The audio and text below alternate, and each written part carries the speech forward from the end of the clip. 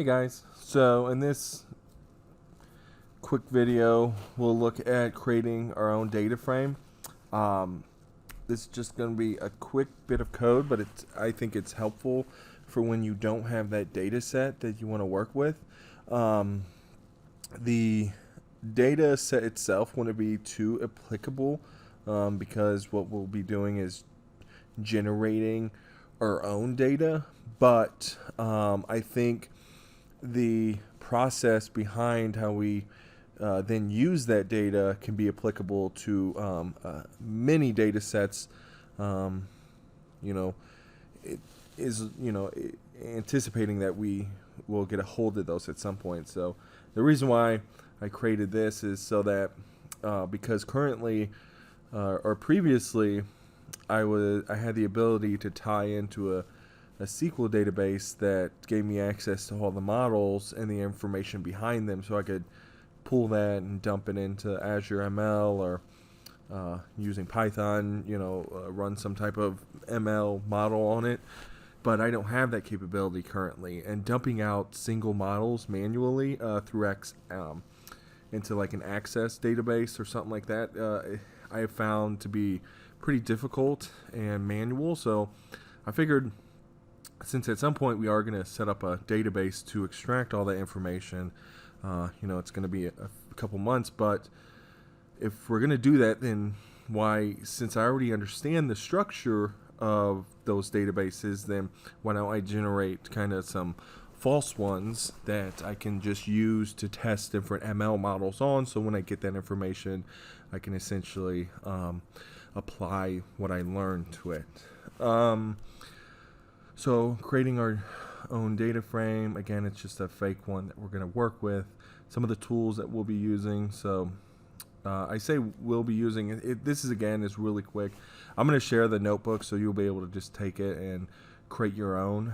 But here are the tools. So Python 3, Pandas, NumPy, Jupyter Notebook, and the Anaconda distribution. That's not necessarily a tool, but if you do plan on following or like taking the notebook, opening it, and using it, then the Anaconda distribution is really nice because you can go out there, you can download that, and then it'll pull down like the Python 3. It'll get you access to Jupyter Notebooks, and then also it pulls down a lot of data science specific packages. There may be some that you still find that you need to download, but it does pull down a ton of packages, so you don't have to manually install those. So it's really useful. And essentially, if you went out there and downloaded that, you would be good to go to open up the notebooks the notebook that I'll share at the end of this, and that you can just directly run afterwards. So essentially, this is the database. So we are looking at the different categories specific to a room, and if you dumped out the Revit database, you can actually identify what elements are in specific rooms, and then you can get their names as well, so the exact element itself. And at some point I'm going to look at trying to figure that out. I would imagine that you'd have to really standardize your families, the creation of your families, because what's going to be difficult is if you start generating a bunch of different air terminal types or a bunch of different doors, and it's always random, then you're not going to have a strong data set. And there's already 25 categories, or 20, or I think it's 39 categories and then that's how many columns we have in this. And if you're familiar with data and ML, it also depends on what models you're using. In models like ML models, but if you add more categories to your data set, then you essentially need more data input to build a good machine learning application. So I did find, two things. When you don't have a strong amount of data, You know, it's nice to generate these fake data sets so that you can work with it. But also in this data set, you can see that on like under air terminals, which is that first column over here, it has zeros and ones, and that's kind of how it is for the rest of them. So originally, I mean, if you dump the data set, you can access those air terminal types and names and stuff, but you know that vastly increases the amount of data that you'll need to be able to accurately predict certain things. So what I did was I simplified it by dumping it down to zeros and ones, and I think ultimately it'll help it kind of predict different things. And I'll do a video series on going through this stuff and what I've learned and stuff like that. And we'll progress, but this is kind of a starting point. So that's it about this data set. And this is only just like a brief look at what's actually in this data set. We'll take a look at it in Jupyter Notebooks. So I'm going to press escape. If you've never opened up Jupyter Notebooks before and you downloaded that distribution, the Anaconda distribution, you can just type in Anaconda and it'll pop up this Anaconda prompt, and then you type in Jupyter Notebooks. Actually, Jupyter Notebook. You press enter, and then you can see up there it already said it was in use, but it'll open up this open up in the browser, and then here you can either browse out to your notebooks, or you can come up here and select new, and then Python 3, and then create a new one. I actually have one on my desktop. It's right here, working notebook, and I'll copy this into the shared OneDrive where you can find this notebook and then be able to use it. I'm going to close this because I actually already have that notebook open. But when you do open it first, you'll come up here. You can see, so I start out with a template notebook, and I have common resources, so Stack Overflow and Python 3 documentation, Python links, general resources, YouTube videos,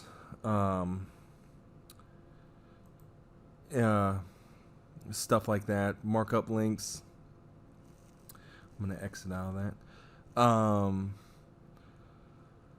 Yeah, markdown links. So what's cool about Jupyter Notebooks is this is a great way to explain information. So you can, this is what the markdown is, what this all is right here, where you can show links and text and stuff like that.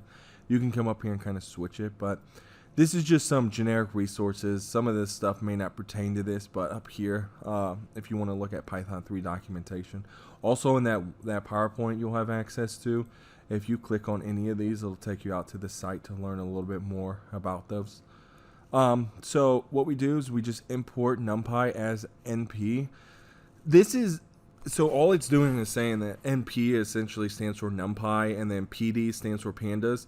So we import both those and then do as NP and PD just to simplify it so we don't have to type those out. For this example, not a big deal because we only type PD and NP a couple times and that's it. But you'll see that quite a bit. It's just a shortened form of NumPy pretty much in Pandas. You'll see that for all, other things as well. So here we just create a data frame. So we say df equals pd.dataframe. And then here we're kind of randomizing stuff. So np dot, so that's numpy dot random radiant. And then a randant, I can't remember how to pronounce that. And then what we do is this is going to be the size. So, or not the size, but how many inputs. So if we change this to 1 or 0 to 1, well, actually just all this will change to zeros inputs. You can see there. And if we switch this to 3, then we should see these update to have 0, 1, and 2 as the input. So you can see 2, 1, 1, 2, and then zeros here. So for this example, essentially, I just want it to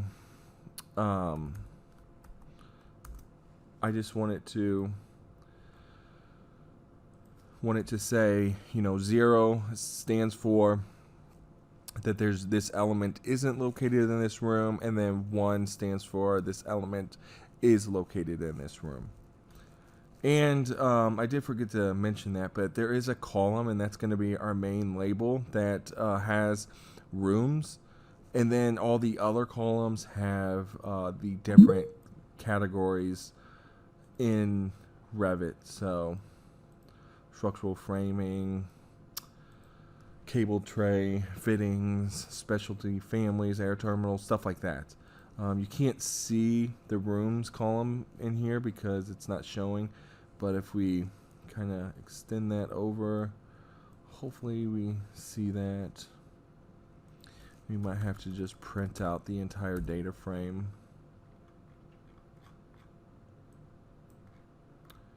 Yeah, it's shortening it, and I can't remember how to show it, but the last column is the rooms, and that's what these are. So these have been randomized as well. So you can see down here, df rooms equals np.random.choice list. So that's these list of rooms up here. You just type in rooms, so that's, you know, this list. And then we just randomize it in this data frame, so that they're just random inputs and, you know, everything else as well. And then yeah, up here is the again the how many inputs, the size, so the overall size. So we have 38 columns, and then we have the overall size of how many inputs there is. So for this one, there's 1,000. I think if we scroll down, we could see that. And I can't remember it's either a Pandas or NumPy. I think it's a Pandas tool that you can use to get better just some information on this data set, and I can't remember what that is. But yeah, this 1,000 inputs, 38 columns. That I don't think including the rooms. That's what we add later down here. And then columns equals all these different ones. So you do have to specify 38 and then type all these out. So that's kind of tedious and a little bit annoying. But after you do that, you're good to go, and you have your data set, and you can kind of mess around with these different inputs. Down here, we specify the rooms, and we just randomize those. That's all we're doing here. And then we add it to that data frame that we created up here, and then we can print that data frame. Yeah, and again, I kind of forgot what that maybe it's this one here. So let's dump that in there, and then so we get some information. So, oh, this is kind of cool too. So we get a describe to kind of get a little bit more input on our data, because that is an important step, which we'll go a little bit more further in the next video. But we have to analyze our data before we really start trying to identify machine learning algorithms and stuff like that to apply to it.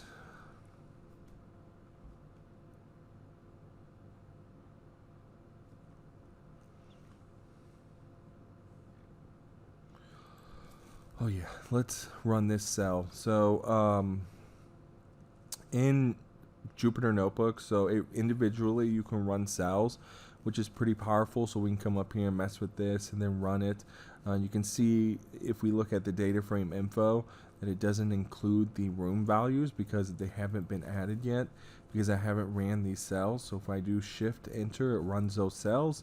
And then when I run the df.info, we should be able to see the rooms down here, and then we can get an idea of how many inputs are there. So we've got 1,000 inputs, none are null, which is nice, and then what type of input that is.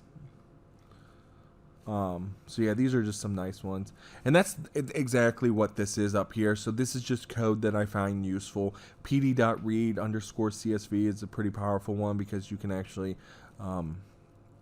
open up CSVs, the data frames, or that data, and then work with that. Pandas profiling, profile report. I can't remember what this is, but we might as well just check it out and see if it gives us some cool information. Whew, no point messing with it further than that.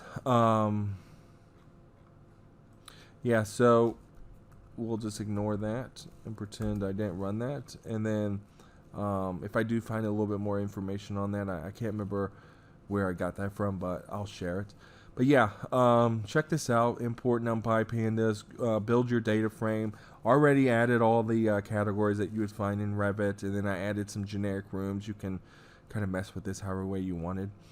You can add to this list pretty easily. You can just do comma and then add in whatever room it is, a room type. Add it, and then you should be good to go to just press or shift enter, and then you can rebuild that data frame. It'll randomize it, and then now that's an input. Again, you know, this isn't a practical thing that you can, like, this information that we've generated isn't going to give you insight into anything except for on what machine learning algorithms and stuff that you should, you know, can potentially apply to data sets that you do have access to, like of models that have been created within the firm. That's the end goal with this, but this gives us good working data that we can generate on the fly and change however way that we want without worrying about connecting to a SQL server or whatever the case is. So hopefully this was helpful. Let me know if you have any questions, and I really appreciate you watching. Thanks a lot.